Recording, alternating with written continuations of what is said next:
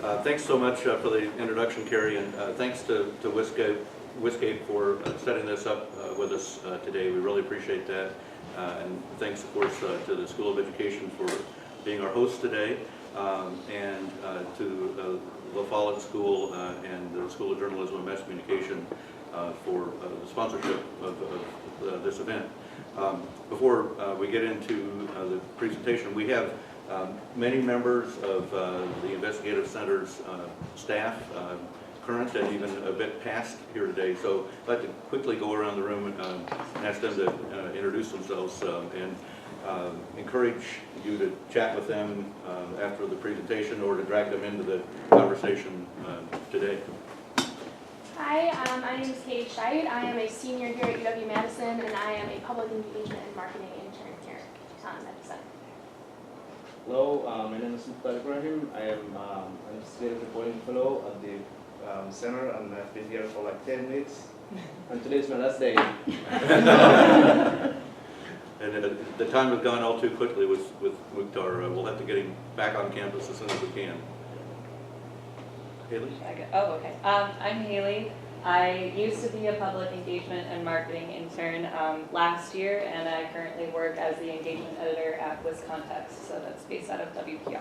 So she's just 2 floors above our 5th floor office in Vilas Hall. Can't leave Vilas. I'm Emily Neinfeld. I'm also a public engagement and marketing intern, and I graduated last May. Great. Chris?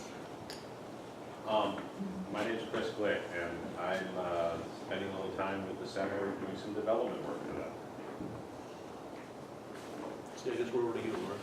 I'm Lauren Furman. I'm Associate Director at the Center, so I work on the business side of things. Andy, this is I'm Coburn Ducard. I'm the Digital and Multimedia Director for the Center. Thanks, everybody. As managing editor, Dee runs our daily news operations. Lauren is in charge of the daily business operations, and then I oversee both sides. So we have a 4-member professional staff, as well as the paid interns who do investigative reporting or public engagement and marketing. And then we do get some great help from our development consultants as well to keep the money coming in.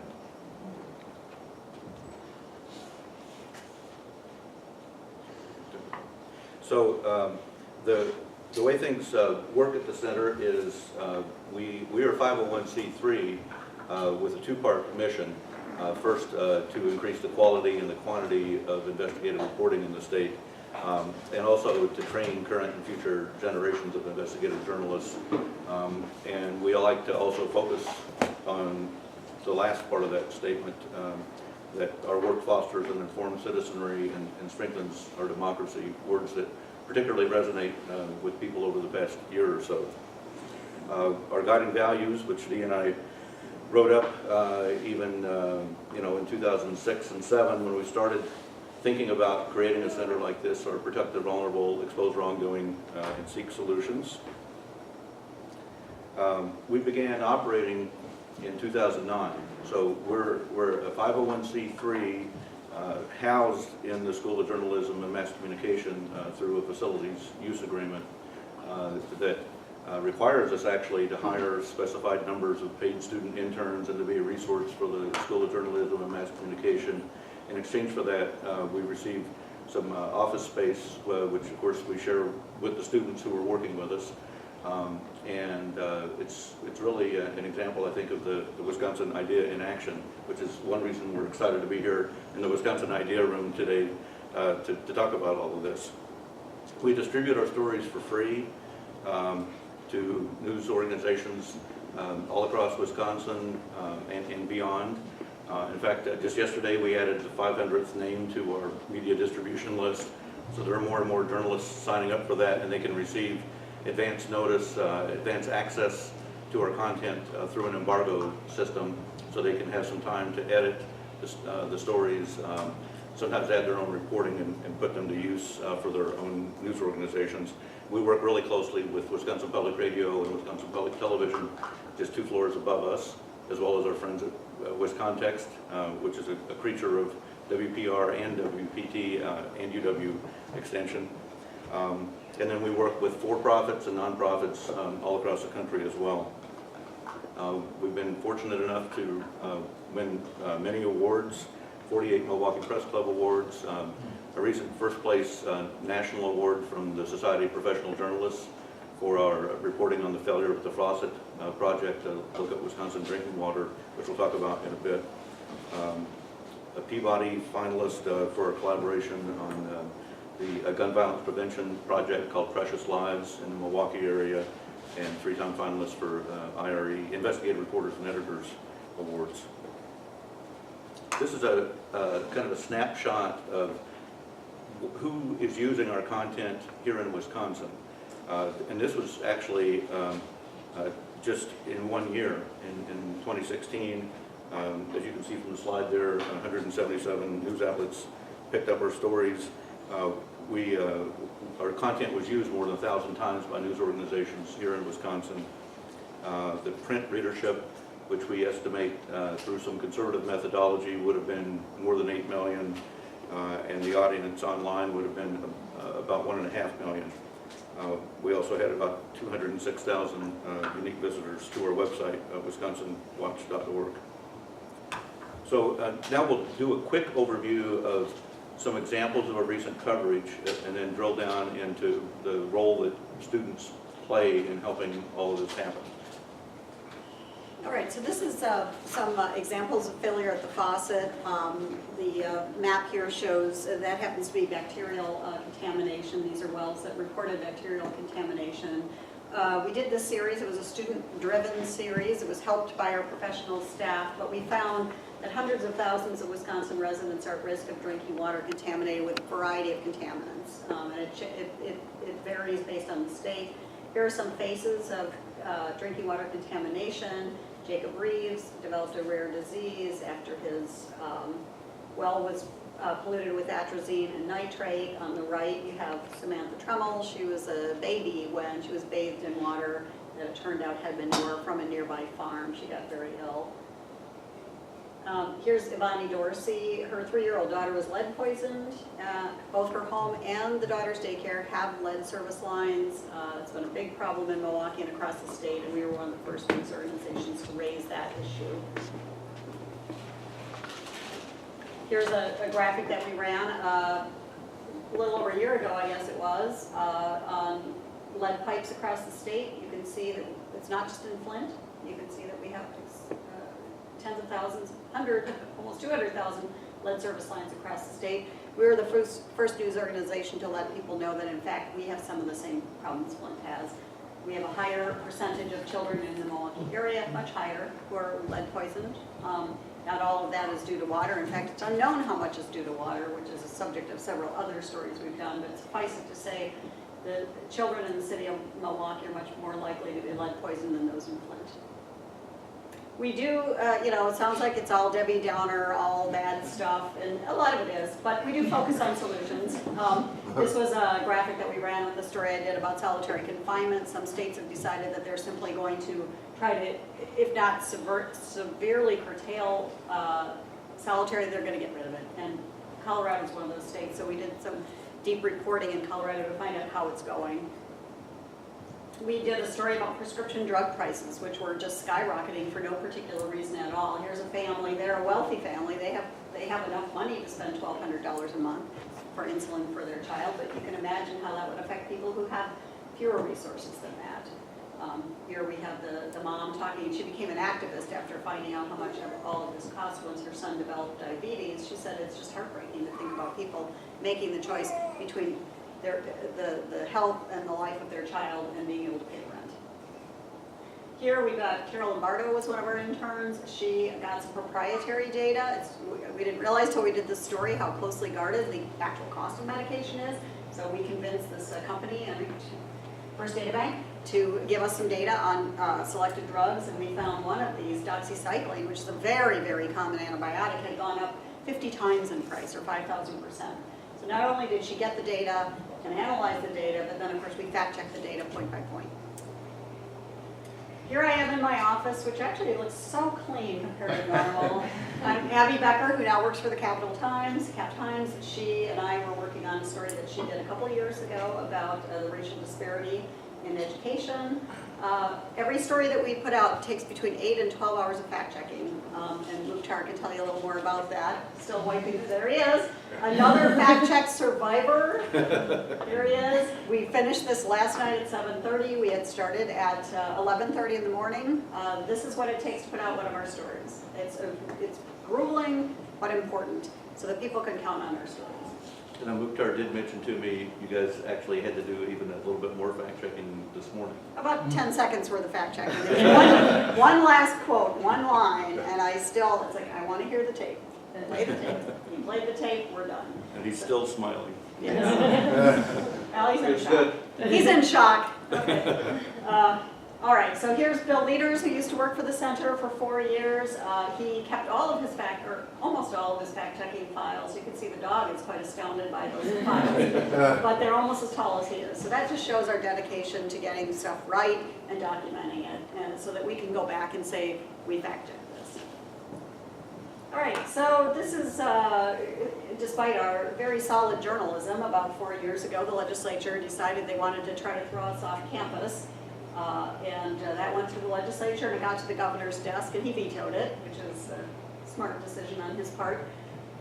It was probably unconstitutional anyway, but so this kind of journalism has a cost. You do draw a target on yourself for doing this kind of hard-hitting, deep dive journalism, but we're dedicated to that. And if we had to go off campus, we just would have gone off campus.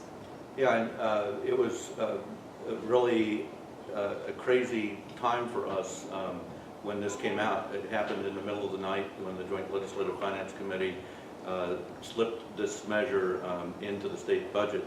We had no idea that was coming. Twitter, I guess, started alerting us. Lauren, I think you saw it about 5:30 or 6 in the morning from Jason Stein at the Milwaukee Journal-Sentinel. So the alarm bells started spreading.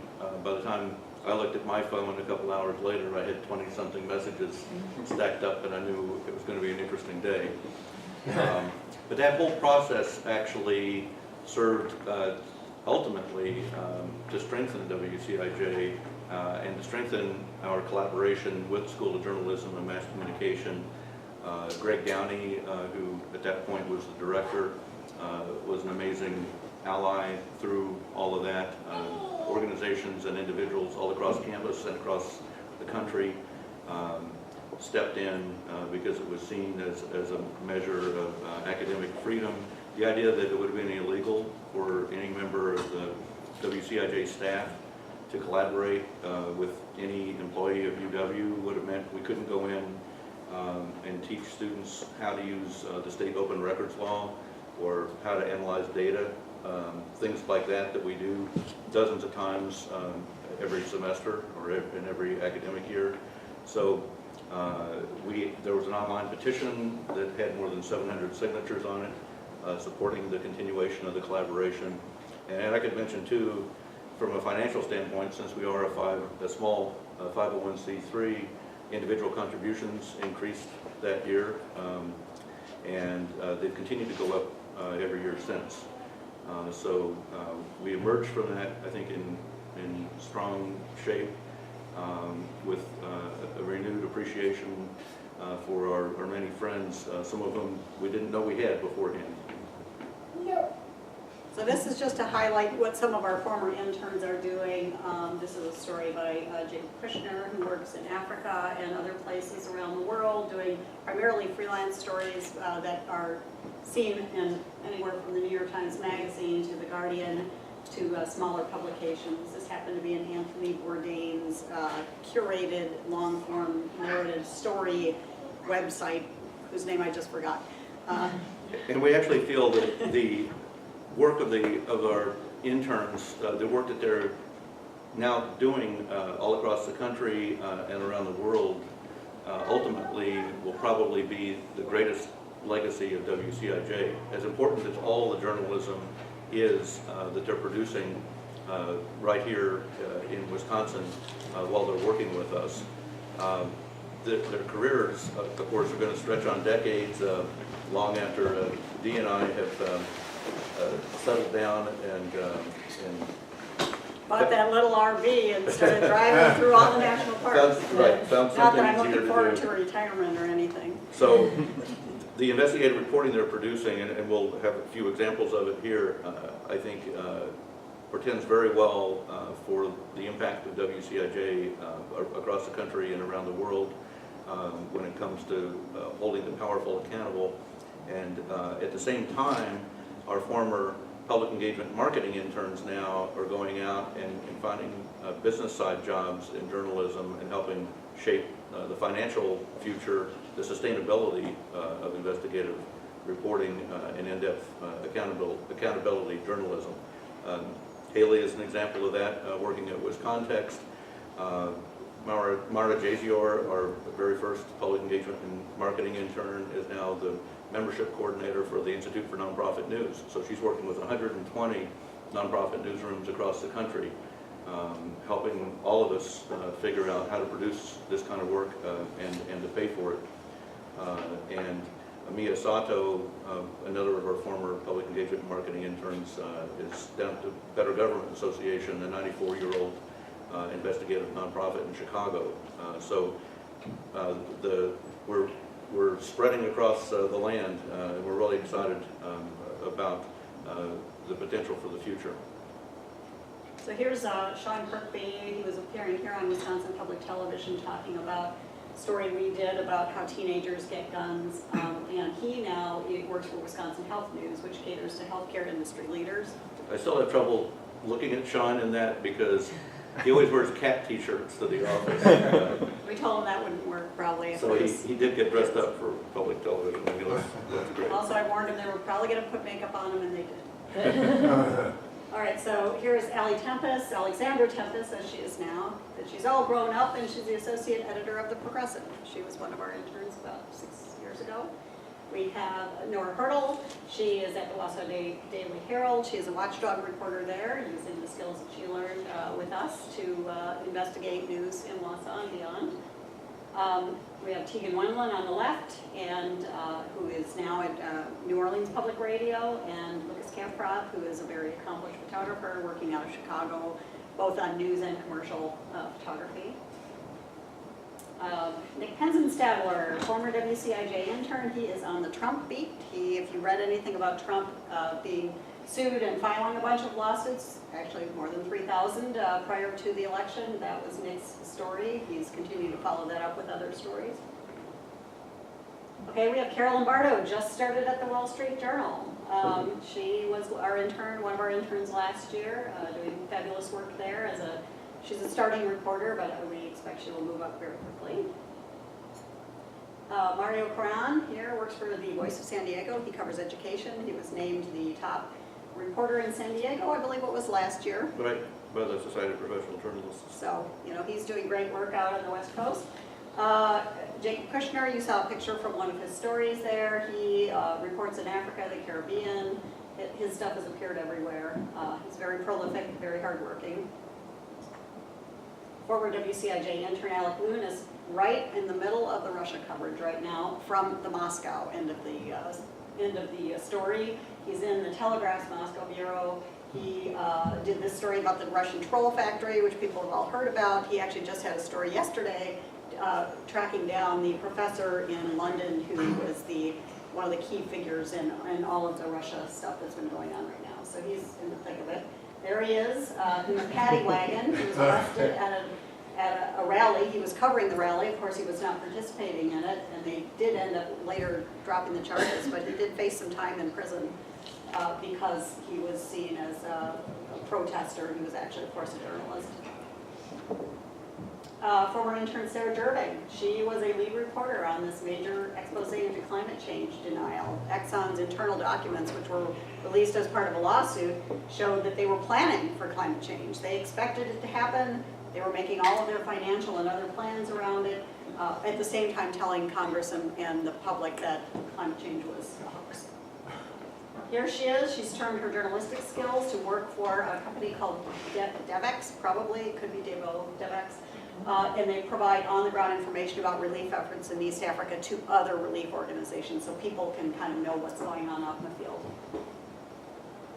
We just started publishing this. It's called Broken Whistle. It's a series of stories that my J420 students did. This is another thing that we do, is work with an investigative reporting class.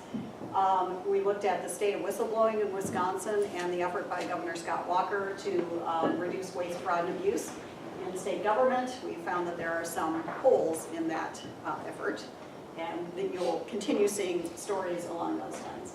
Here are some of our interns at work. We've got Mia up on the left-hand, or upper left. She's a public engagement and marketing intern who is now working at Better Government Association. Riley, who just came. Riley interviewing a dairy farmer on the series of stories we've done on immigrants in the dairy industry. Got Alex Hall there, and Mukhtar interviewing Joel Despain, who is the public information officer for Madison Police Department. We're doing a series of stories about documenting hate, different hate incidents, and this is right after that graffiti incident over out by the Gates of Heaven synagogue. So they don't even have to dress up when they go to work, do they? We didn't know we were going to be doing this story that day. Wait, can you And we just this is the funniest story because Riley is wearing brand new shoes. that was I mean, Congress like, are supposed to get dirty. white shorts. I don't know. We can teach them, we can't dress them. All right, and here's Alex Arriaga interviewing the family of an inmate who spent much of the past 15 years in solitary confinement. We did a big multimedia package that appeared early last year, or I guess it was in April, this past April, looking at the issue of long-term solitary confinement, people who are confined in those conditions for an it's not unlimited, but they don't know how long it'll last. And so this is one of the families.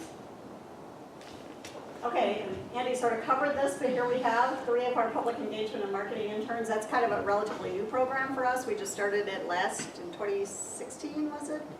Okay. And they've all gone on to careers in sort of similar setup that we have, NPR. Louisa is working there, she's on the left. And you just met Haley working at WisContext, and Mia on the right working at the Better Government Association. So they're basically working in the same kind of field that we are in right now. Small, well, not always small, but nonprofit journalism. Do you want to talk about training? Sure. So we do training in a number of venues. We work with students in classrooms with things like the Failure at the Faucet Project, which could be a semester-long project with a class, an investigative reporting class, or other groups of students. So those students receive academic credit for the work they do in the class. If there's a lot of work to be done after the semester ends, and we want to continue working with them, and the student wants to continue working with us, then we pay them usually on an hourly basis, the same as we pay our interns, which is $11 an hour. Our senior interns have in a few cases received up to $12.50 an hour. And then we also conduct training workshops for free for Wisconsin journalists.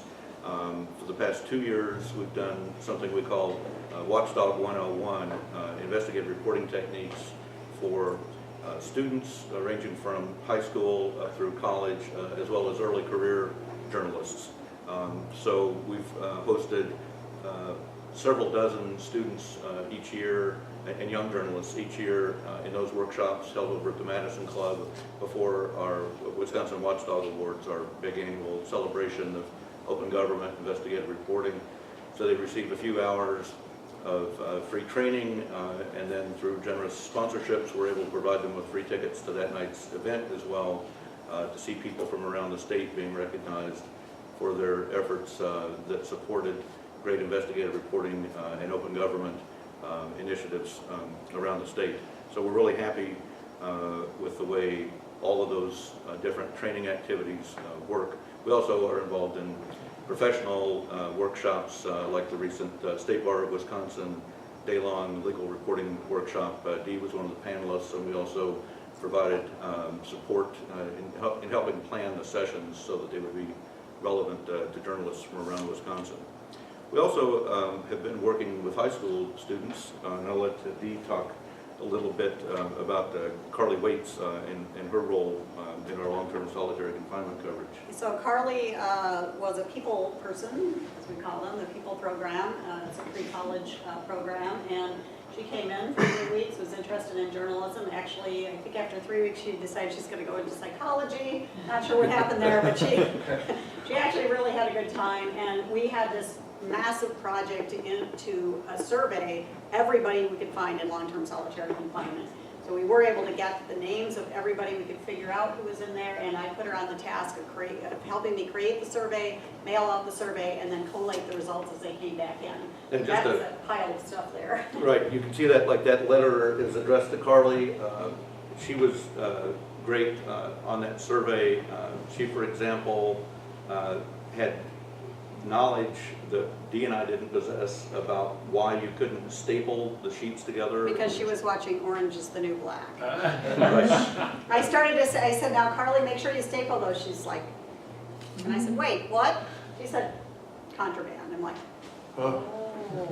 That saved us a lot of time and expense, because all of those surveys would have been thrown away when they arrived at the DOC. They still threw some of them away because they had stamped envelopes, which are also contraband. In some prisons. Which we didn't know.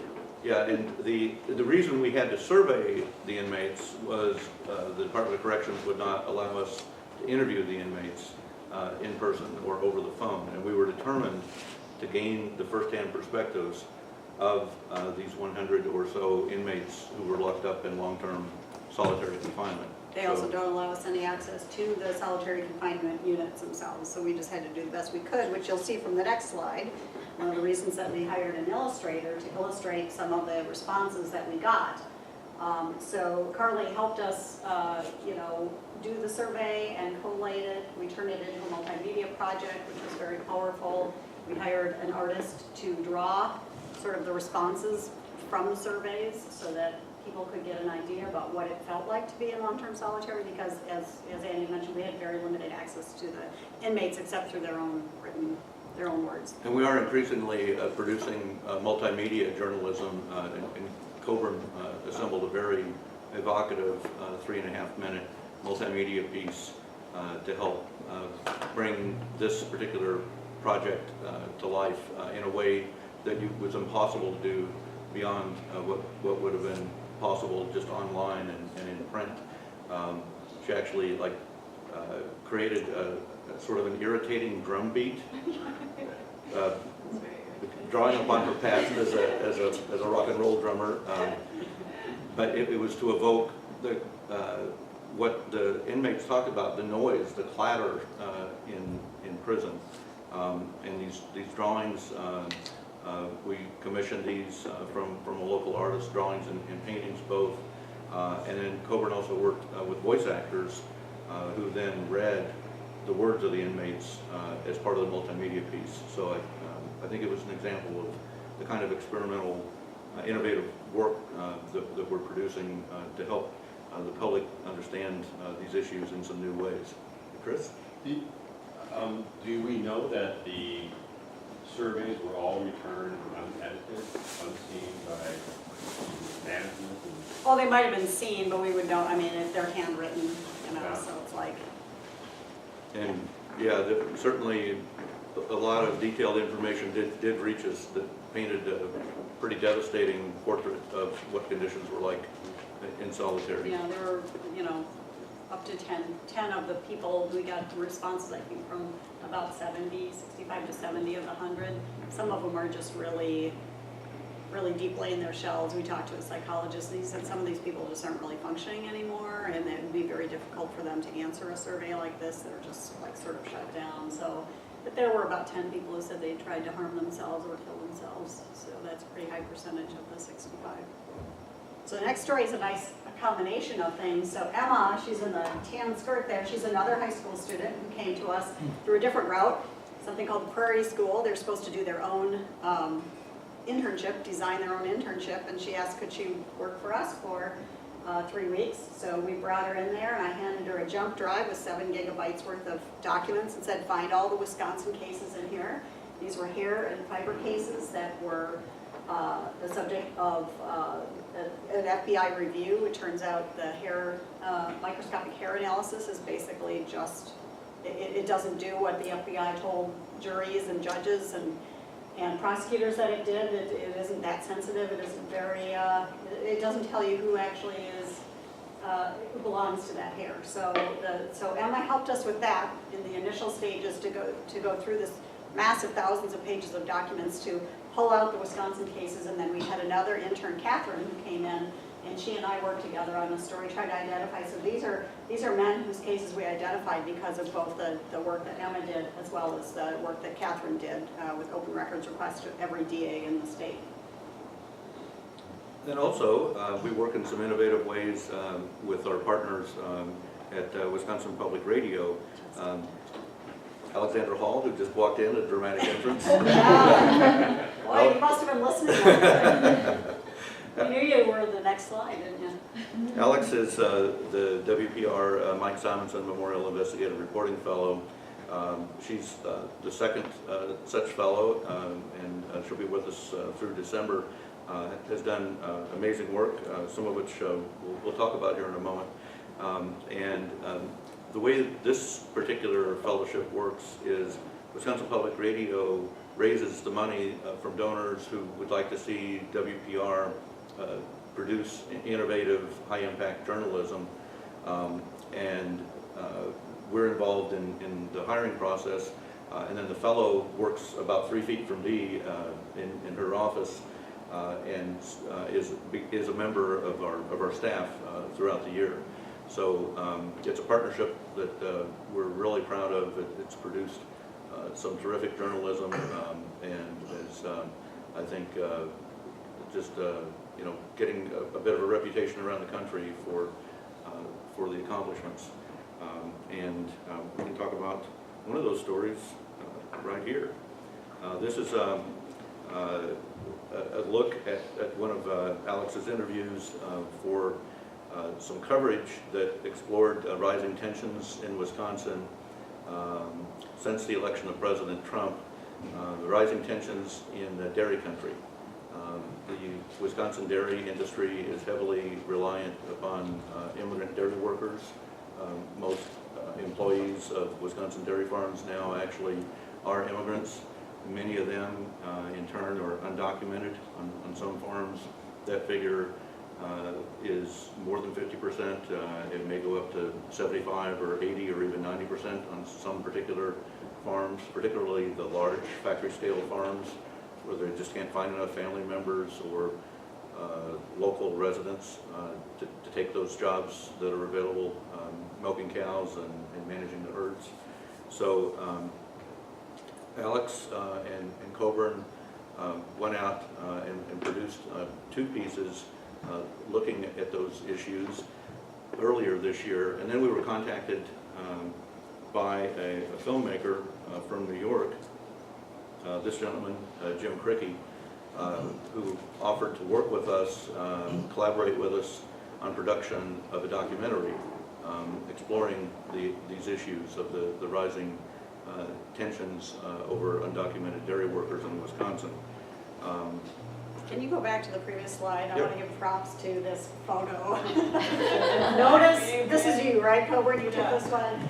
Deer head, aerial view of farm, guy in seed cap. Just can't get any better than that. Just saying. Okay, move on. So we now have a documentary. It's premiering November the 13th at the Meet the Press Film Festival in collaboration with the American Film Institute in Washington, D.C. It's also been accepted to DOC NYC, the nation's largest documentary film festival, where it will be shown on November the 16th. The film is called Los Lecheros, Dairy Farmers, and it's 21 minutes of insights into the various perspectives on this issue. We will be arranging some showings and events around Wisconsin. Those are still in development. It will ultimately be available online as well after it finishes its premiere run. And we're very excited about the potential future opportunities to produce documentaries, which are a very powerful form of journalism, and one where actually there are some increasing markets for it. The same internet that has almost killed print journalism is creating new opportunities for the distribution and viewing of documentary content. So watch and see what we do on that front in the coming months and years. Our website is wisconsinwatch.org, and we certainly welcome your visits there. We're highly accessible. Feel free to contact us anytime and pass along story tips. If you're interested in donating, we make that really easy too. How convenient. Very convenient, and we certainly appreciate your coming today and welcome your questions.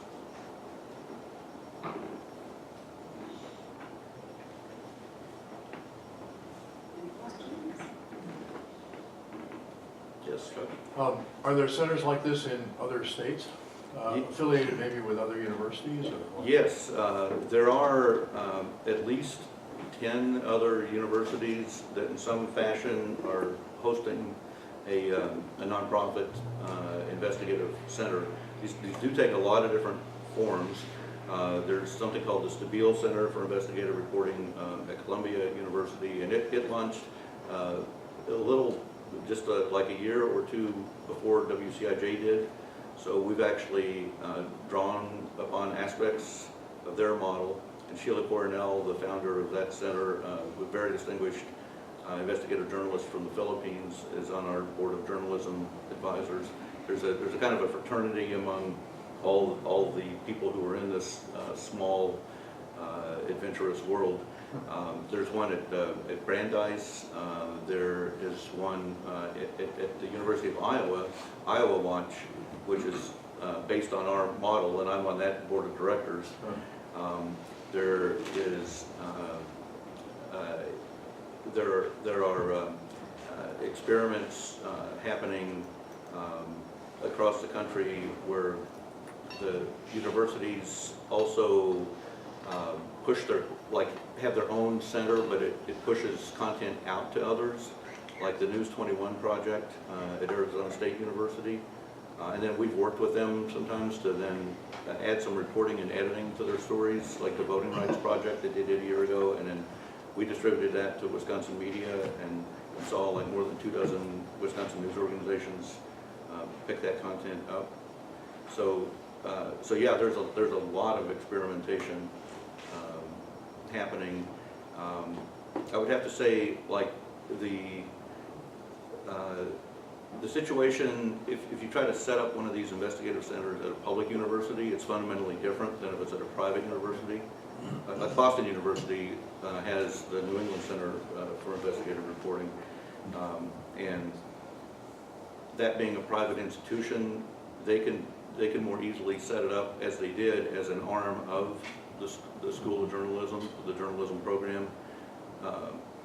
I think all of us involved here in Wisconsin agree that would not be a good idea here within a public university like UW. It's better to have the 501c3 structure, independent outside funding, collaboration with the School of Journalism, true independence, and a board of directors. Currently we have 10 members that includes a mixture of people. Hemant Shah, the director of the School of Journalism, is on our board, but the board also contains a CPA, a lawyer from Milwaukee, Marty Kaiser, the former editor of the Milwaukee Journal-Sentinel, Karen Lincoln Michelle, the editor of Madison Magazine, is the board president. So we're drawing on a wide range of expertise and perspectives. But yeah, it's one where I should say the research is showing that connection to a university is highly correlated with economic survival of that news operation. So I think you're going to see more and more of these. Yeah, in the very back. Are your interns always students? Are interns always Their students? students or recent graduates, and the Right. fellowship is for like an early career, like the job that Alex has right now. That's an early career fellowship for somebody who has to specifically have audio skills. They have to be they have to be trained in radio because Wisconsin Public Radio pays for that position. The other positions are for people who are currently UW-Madison journalism students or recent journalism grads.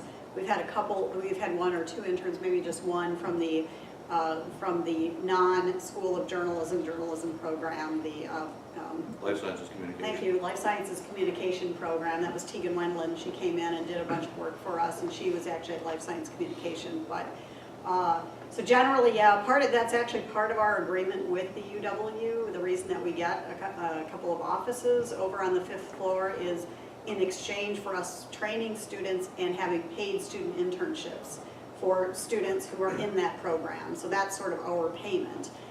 We, had the legislature been successful, had the governor not vetoed that section, we would have survived. It just would have cost us more. We'd be paying for office space every month, and we would miss the really close collaboration that we have with students and faculty, which is just, I think it's invaluable. I mean, I can't count the number of times a student will just drop in and ask for a little help on a story, or we've had the student newspapers can, just come right up into the office, and we've given them advice on stories they're working on, and so I'm glad we're there. We could survive without it. We would rather not. But yes, primarily it is entirely either journalism students right now or people who just graduated. There's a question up here. So I know investigative journalism can be dangerous, both physically and legally, I guess. So what kind of protections do you have in place to help students that are working in this area? Yeah. Well, bulletproof vests, just no. Legally, we have a lot of protection. Yeah, we have excellent pro bono assistance from Crystal Westerberg at Pines Bach, the local law firm. And she's been with us since we started. And they generously provide like tens of thousands of dollars worth of free legal help. And that can range from just helping us review contracts and that kind of mundane work to pre-publication review of sensitive stories. We also have to, of course, purchase media liability insurance at a cost of several $1,000s a year. That would be there if, for example, a story that a student worked on became the subject of legal action. The Investigative Center, of course, would handle those legal expenses. We're also mindful of the potential for personal risk that you mentioned. Certainly there are many other occupations out there that are more dangerous physically than journalism. Driving a taxi, working in the lumber business, working on a farm, being a law enforcement officer, that kind of thing.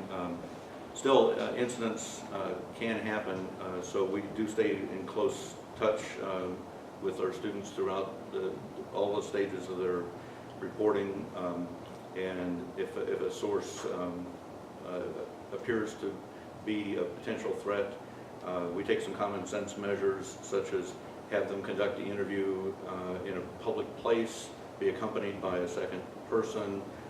We all would be aware of exactly where they're going and what their movements are during the day, things like that. Very much like professional news organizations, other professional news organizations would try to do to make sure that everybody stayed safe.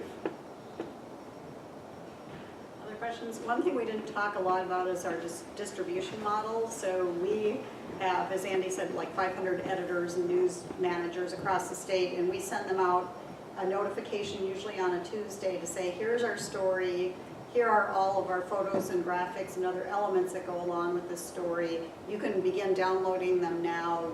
You can publish them beginning at midnight, Saturday night. And we do this because newspapers need some lead time, websites need lead time to present material, to put it, and they present it however they wish. I know newspapers tend to run tons of type and a couple of little photos. Other news websites might be more expansive with their use of photos and graphics. And so we do that as a convenience to them. We allow them to use the stories as you would use Associated Press copy, which means you can modify it, cut it, add your own lead to the top, add your own sources to it to make it more relevant to local readers. So we want it to be user-friendly. I was a newspaper editor for many years, like an assistant city editor level, and I know that flexibility is just basically crucial for a person to really make the stuff that we're putting out useful to the news organizations. Yeah. So that said, how many of the outlets do localize the stories that you give them? Not as many as I would hope. It does happen every so often.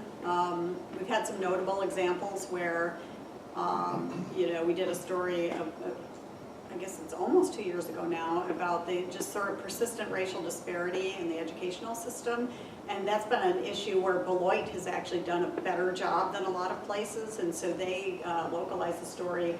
We also sometimes provide data sets to, if they're data sets that editors can use, and they can just query for their own, to bring up some information that's relevant. Not as much as you would hope, but honestly, I know the actual landscape of journalism right now. I mean, State Journal is just losing some top, veteran people who've been there for 20 years. That's just the way it's going now. News media are shrinking, much smaller newsrooms than they used to be, and so we try to make these just pretty much turnkey stories that they can just put in their paper, put on their website without a lot of work, unless they like to localize them. Yeah, we'd like to see a lot more of that, but I also understand why it doesn't happen. You could shoot a shotgun off in our old newsroom and maybe not hit anybody. It's very very bad state of affairs, and that's why we feel like what we're doing is so important, because we know the reporting resources, the muscle that once existed in this state is starting to atrophy. There just aren't that many people, and people who used to just cover the county now cover the county and the city and the school district and the environment. Well, you can imagine all of those are going to get short shrift, when you're trying to have one person sort of keep his or her finger on the pulse of so many different institutions. Yeah. I'm just curious with regard to the losing the veteran reporters at the Wisconsin State Journal. Is that because they're they're not being replaced? These are other journalists are not reporters, but they have been there a long time. It's part of the ongoing shrinkage of the overall news business. It's happened in Milwaukee. It's happened through all the Gannett papers, the other Lee Enterprises papers. Revenue is down. Advertising revenue is way down, and that's really what drives the financial decisions of all the news organizations. A lot of advertisers can advertise on their own. They can find their own customers and appeal directly to them. They don't need to go through the newspaper anymore or a news website necessarily. Some do, but the result is that there's less money coming in. So it's just part of the shrinkage because of the revenue picture. It's really, I think people are just as interested in journalism, maybe more so now today than at any time in our history. So we need journalism. The model that we have had for generations to support it is falling apart, and everybody's still looking for an answer. We're like a little piece of the answer. Yeah. So other than producing high quality work, how do you connect the public with the notion that investigative journalism deserves funding or deserves broader support and attention? Yeah, that's a great question. One of the challenges we face as an organization is most of the people, those millions of people we were talking about who are seeing the work, are seeing it through other media that have picked up our stories. And so we have a challenge there in building an identity, a brand with them, so that they'll become aware of the fact that WCIJ exists, and here's what it does, and here's how it raises its money. Oh, and by the way, we need your money. That was the primary reason why 2 years ago we created the public engagement and marketing internships, was to help us raise the organization's profile through social media. We're very active now on Facebook and Twitter and Instagram. We hold an increasing number of events. The Wisconsin Watchdog Awards is our big thing in the spring, but we're also setting up an increasing number smaller meetings. Sometimes it's, dinner with one donor. Sometimes it's something bigger than that. And we still have a lot of work to do on that front. Lauren Furman, our Associate Director, heads up the public engagement and marketing work with our interns. And at any given time, we've usually got 2 interns working either full or part-time on that. And it's work that's never done. Like even with the Wisconsin media, we go to the Wisconsin Newspaper Association convention every year and meet the journalists, and they get excited about using our content and the possibilities that they could localize it and all of that. Well, they come and go in those positions, sometimes at a really rapid rate. So we have the next year you go back to the WNA convention and there are a lot of new faces. So you start from the ground up sometimes and getting them on our distribution list and telling that story again. So it's something we'll never be finished with. This kind of outreach is really a big part of our operation.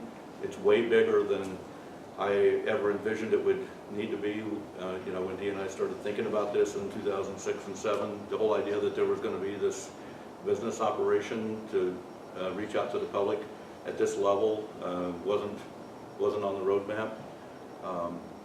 But I have to say, in some ways, those are the same challenges as faced by other news organizations and faced by nonprofits. They're trying to let people know what they do, how they do it, and the need for public support. So we also learn, by the way, from our colleagues at other nonprofit news organizations and even for-profit news organizations and nonprofits that aren't in journalism. Many of the techniques you see us using, like the current campaign that we're just now launching for individual contributions, and the fact that we have a matching donation opportunity available. That's what other nonprofits have been doing that forever. So, we're learning as we go. One way that we try to increase the knowledge of what we do is our email list. We have a newsletter that comes out just, when we release stories and other things, other news about the center. If anybody would like to be on that list, I would encourage you to put your email next, and you can talk to Lauren, or just put your email next to your sign-in, and we'll get that from Carrie, because that's a good way for us to spread the word about what we do. Because we never intended our site to be something that people click on every day. I'm on the Washington Post 25 times a day, right? We're not going to be that, because we're not going to update our website 25 times a day. We might update it every week or every 2 weeks. So we don't want people to get discouraged and say, well, that's the same as it was last week. Well, it's a showcase for our big projects. It's not clickbait. But at the same time, we would love for people to know what we're working on and be updated on that, because then you always miss something. Even though I am completely obsessed with the Washington Post right now, it's possible they do publish stories that I don't see, and so I sign up for their alerts and stuff too. So that we have similar communication methods to get our message out, what we're working on, updates about us. Anything you want to add to that, Lauren, or Emily, Katie, Haley? Do you want to talk about Wisconsin? Sure. Go ahead. We just launched a new newsletter written by Andy and Lee. So once a week, every Friday, we'll be releasing the top stories that would make every Wisconsinites to know about, or people who care about Wisconsin. So you can sign up for that by visiting our website. And there's a box right at the top when you're on the homepage, the top right, to sign up for the newsletter there, or put your name down on one of the sign-up sheets out there.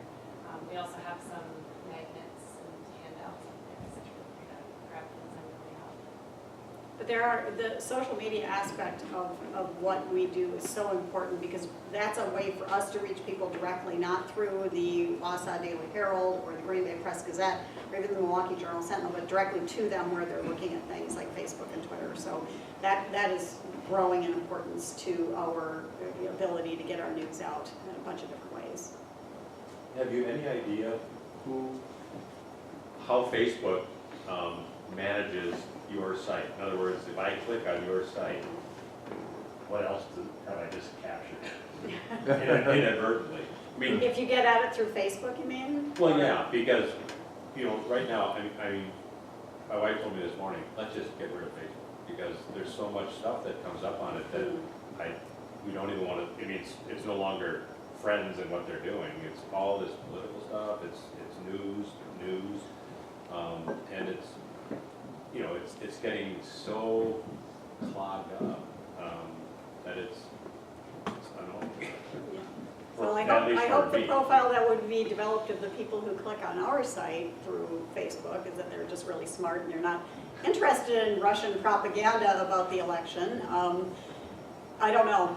I don't know what, I think a lot of that stuff's I pretty. don't know that you even have a say in it. I don't think so. I think it's pretty proprietary. That's why they're having congressional hearings to try to figure out how did they target these ads.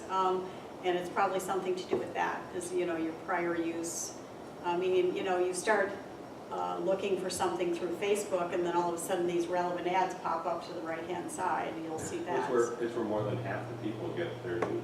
Right, so we gotta be there, right? What's frustrating for us and other news organizations is that we don't have any control, even if you go and like us on Facebook, we don't have any control over you actually seeing all of our content, unless you go and select that you want to see more updates from us. So that is something that we recommend. If you want to see all of our updates, you can go into your settings, make that choice. Just a side note, there's an app called, or a plugin for Google Chrome called Ghostly or something like that. It'll pop up at the bottom and show you how many, you know, add click, double click, all these other, you know, some, and, you know, normal site you go to, you might have a couple, 3 types of things, you know, Google Analytics or something like that, but Facebook, it just lights up like a Christmas tree. So, anyway. And on our site, we have 0 ads. Yeah. Chuck, you had a question? Speaking of support, can you tell us a little bit about the scope and sources of your budget? For example, what proportion comes from individual donors? Are there relevant foundations that you've enlisted or could? Sure. Yeah. Sure. Yeah, our current budget is about 500,000. We aspire to grow to $1 million within the next several years. We've done a lot of research on that front. That's not a number just plucked out of thin air, but based on research showing that at that level of funding, we'd be better able to meet our journalistic and training mission, and we'd be a more robust financial organization as well, have a stronger business side operation. So the current snapshot of funding is we receive about 3/4 of our funding from foundations. Those foundations range from large national foundations like Ethics and Excellence in Journalism Foundation, Open Society Foundations, the Knight Foundation, the Democracy Fund, which is Pierre Omidyar money that's dispersed through this relatively new Democracy Fund. We have support from regional foundations like the Joyce Foundation in Chicago.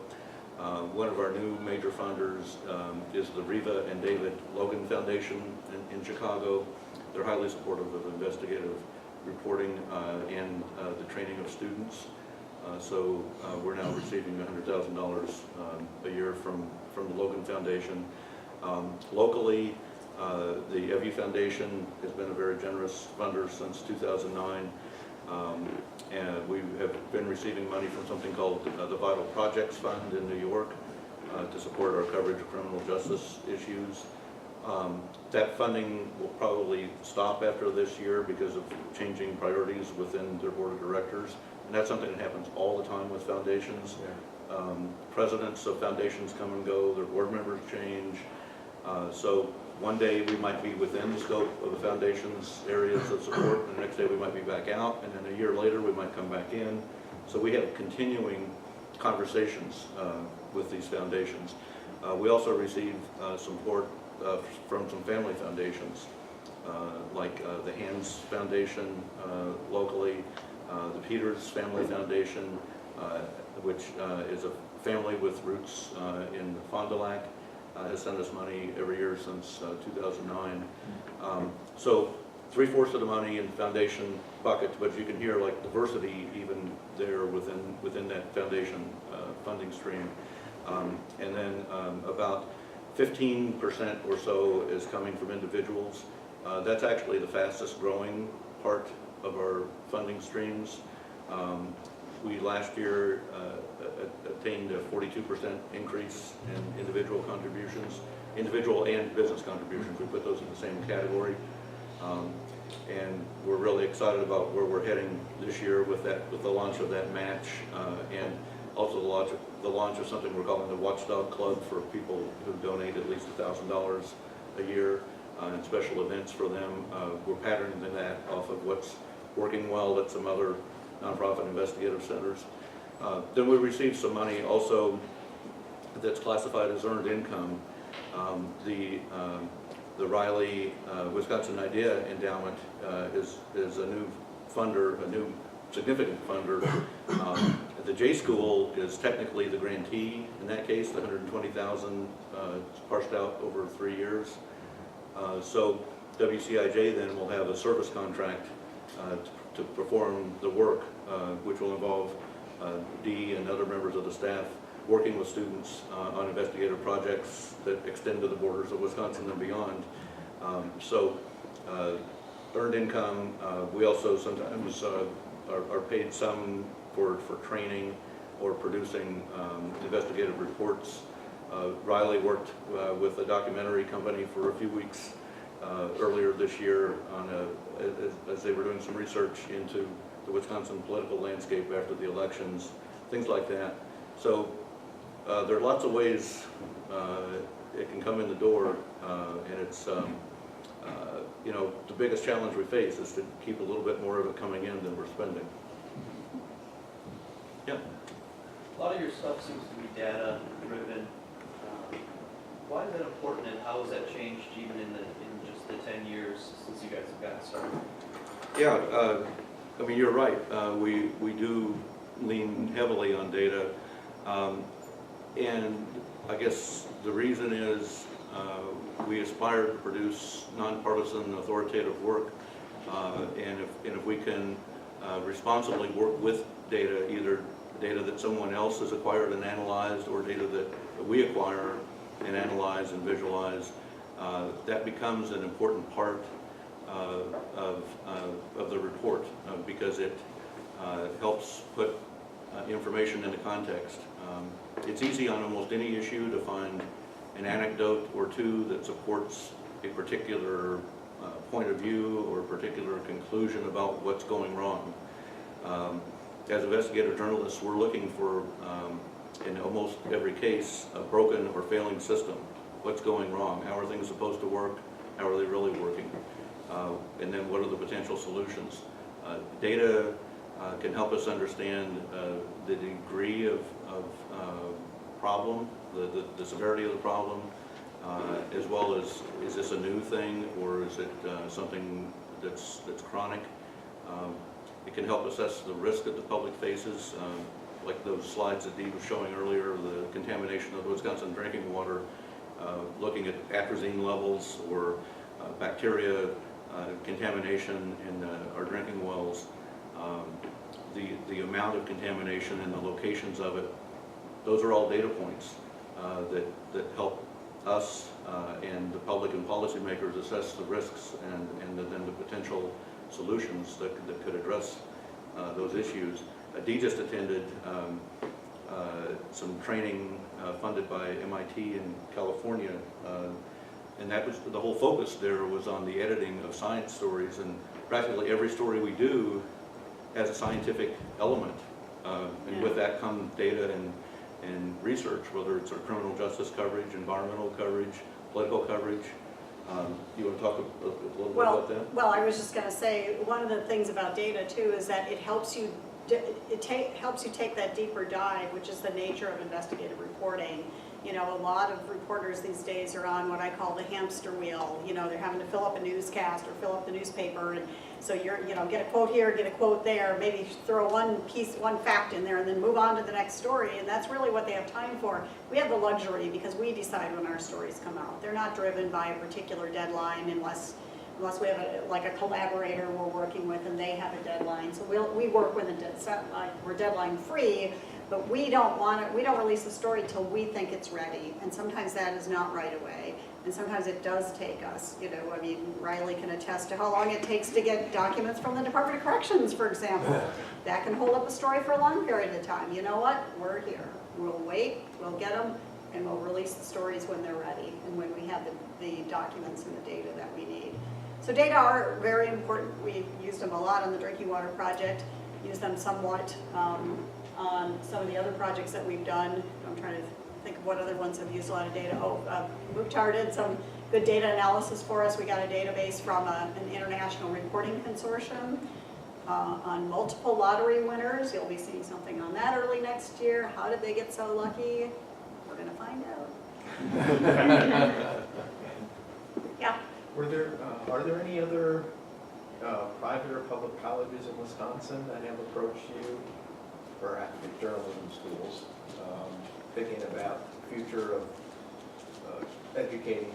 Yeah, we're working on some of that. Right. We probably can't say anything No, yet. that's fine. Right, but the answer is yes. The answer is yes, and we would love to broaden our footprint farther, you know, beyond Madison. I mean, as you can see from the photos we have here, that we do send reporters and Coburn, they go all over the state, right, to get stories. It'd just be a lot easier if we had a couple more, you know, people we can rely on in some of these other locations to have more of the ear to the ground. And that's been part of the, you know, the roadmap all along was, although this is based here and began here at UW-Madison, there was nothing in the plan that said all of it had to stay right here. If it could then sprout in additional areas of the state, that could be a great thing for the students on those campuses, at those institutions, and in those communities. So yeah, we're definitely looking into some exciting possibilities for expanding And this. basically we need more funding and more capacity because like right now I'm just doing everything I can do to manage the operation that we have now while continuing to do some reporting myself because I've been reporting for, well, a long time, quite a few decades. And so to keep that going, we would need more resources. Either the partner would have to bring in resources or we'd have to be able to deploy some more resources to manage more people. We're definitely interested in that and we're hoping that that will happen. Thank you. Any other questions? Well, we'll be happy to stay around and answer any questions or chat individually. Thanks a million again to WISCAPE and the School of Education and the Follett School and the J School for sponsoring all this, and to the great students who've come to work with us over these years. We'll be beginning our 10th year of operations in January, which is definitely something to celebrate, and which we will. So thanks to all of you today for coming and hearing some of our story. Thank you.